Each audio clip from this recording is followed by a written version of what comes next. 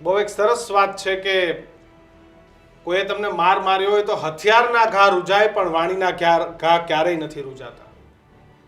તમે કોઈને બોલેલા શબ્દ અને જો એનો નિશાસો હોય છે, કોઈ માણસ વિશે તમે કોઈ એને ન ગમતું બોલી જાઓ અથવા તો એને લાગી આવે એવું બોલો તો તમે યાદ રાખજો કે તમે ઈશ્વરની નજરમાંથી પડી જાઓ છો. વાત આજે સુરતની કરવી છે.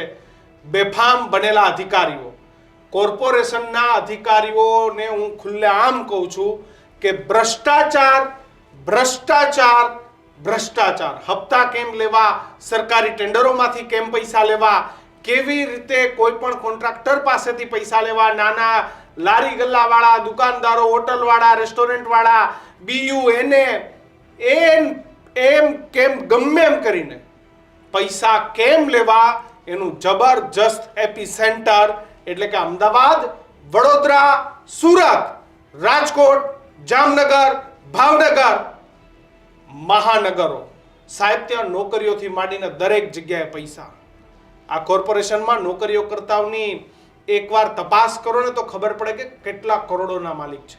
પ્લોટો ફેરવવા, ટીપીના રોડ રસ્તા, અહીંથી ત્યાં સાહેબ અબજો કરોડો રૂપિયાનો વહીવટ થાય છે.